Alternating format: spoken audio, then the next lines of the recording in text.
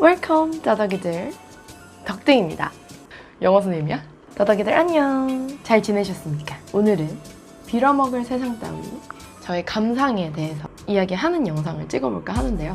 오늘 좀 빡세게 화장을 해봤어요. 촬영 구도를 바꿔봤습니다. 원래는 저쪽 반대편을 이제 보면서 찍었었는데 이제 얼굴에 햇빛을 자연광을 한번 맞아볼까 해가지고 창을 앞에 두고 뒤에 이렇게 침대를 두면서 찍고 있고, 이게 중요한 게 아니라 주말 동안 빌어먹을 세상 따위 드라마 보신 분 계신가요? 시간이 없어서 못 보셨을 분도 계시고 아니면 지금 보고 있는 드라마가 있으신 분들은 아마 다 챙겨보기 어려우셨을 것 같은데, 그런 분들을 위해서 제가 줄거리 요약 살짝 해드리도록 하겠습니다.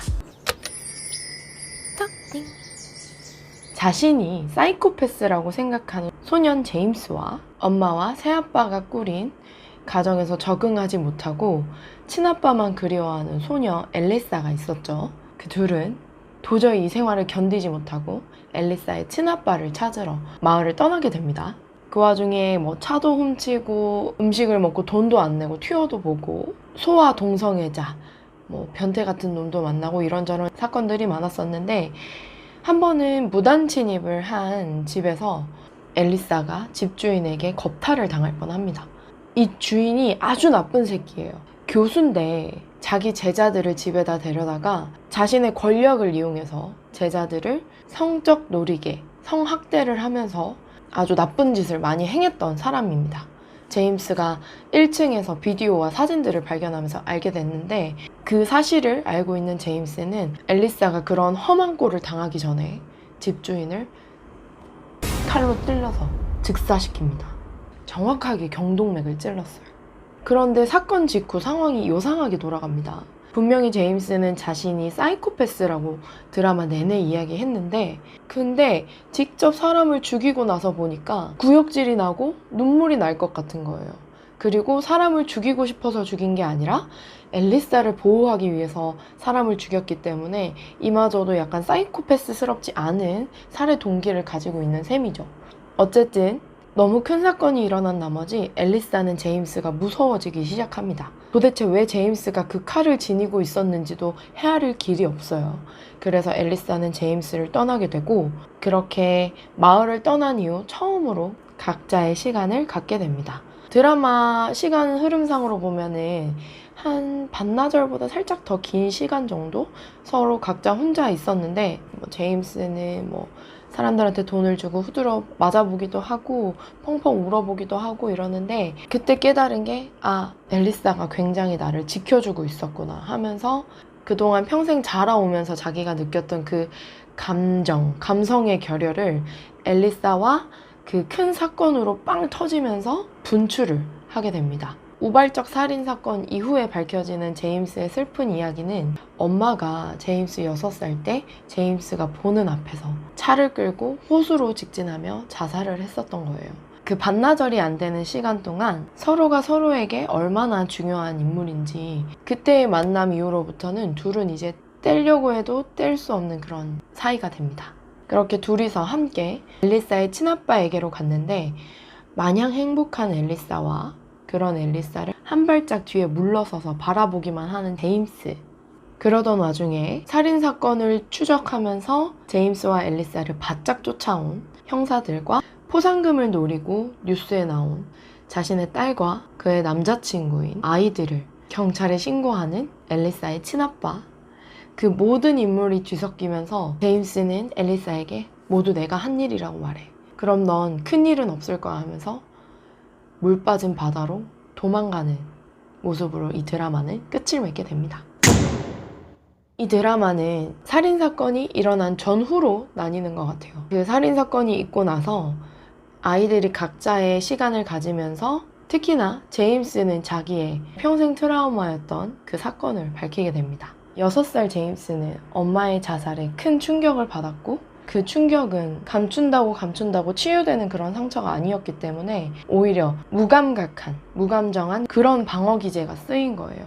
차라리 슬프면 막 슬프고 왜 그랬냐고 울부짖고 이러면은 사람이 건강한 표현을 하는 건데 제임스는 그러지 못했잖아요. 거의 자기 생애 절반 정도의 시간을 그렇게 살아왔으니까 엄마의 사건 때문에 자기가 그렇게 됐다고 생각을 하지 않고 그냥 내가 사이코패스인가 보다 라고 이제 제임스는 여겨왔던 거죠.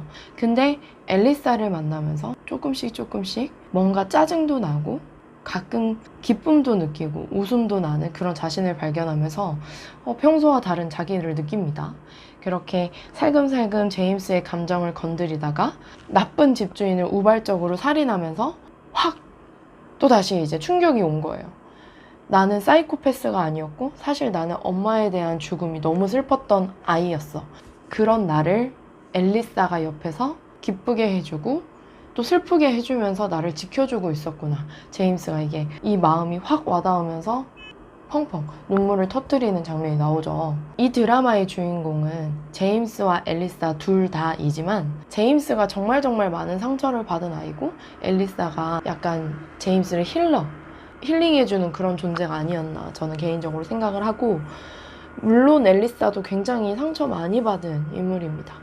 어렸을 때 아빠가 자신을 버리고 떠나가는 모습도 기억을 하고 있고, 나중에 엄마가 다시 꾸린 이 가정에서는 자신을 일부러 추행하고 일부러 눈에 띄게 구박하는 그 새아빠가 너무 소름 끼치는 거예요. 더 안쓰러운 건 친엄마가 이런 새아빠의 행동을 저지해주지 않고 앨리사의 편을 들어주지 않는 게 정말 너무 안쓰럽더라고요.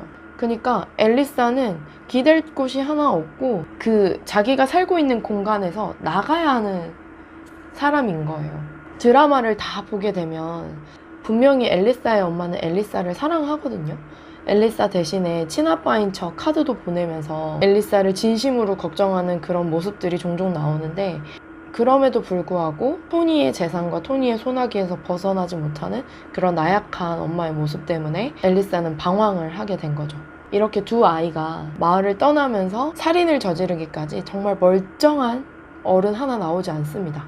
분명히 애들을 보호하고 지켜줘야 될 어른들이 일단 제임스의 아빠도 트라우마에 빠진 제임스의 상처를 제대로 돌봐주지 못했어요. 그리고 앨리사를 대놓고 미워하는 토니 아빠, 그런 새아빠의 만행을 묵인하는 엄마, 아이들을 도와주면서 대가를 원하듯이 본인의 성적 욕구를 채우려는 듯한 아저씨, 그리고 자신의 권력을 이용해 심각한 범죄를 저지르고 있던 집주인까지.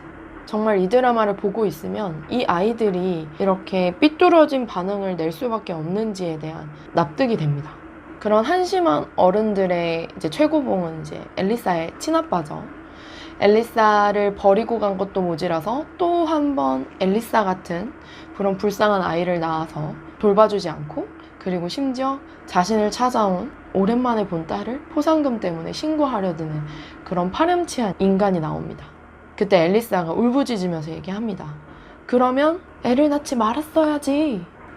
진짜 그나마 살인사건을 쫓던 형사들이 와, 얘네 진짜 힘들었겠군요. 애들의 아픔을 짐작을 하면서 막판에 좀 도와주려고 노력을 하지만 드라마는 결국엔 제임스가 혼자 도망가는 걸로 끝나가지고, 나중에 시즌2가 공개되면 또 다른 이야기가 진행되겠지만 사실 저는 요 스토리로 끝나도 굉장히 정말 멋진 이야기지 않나 싶어요.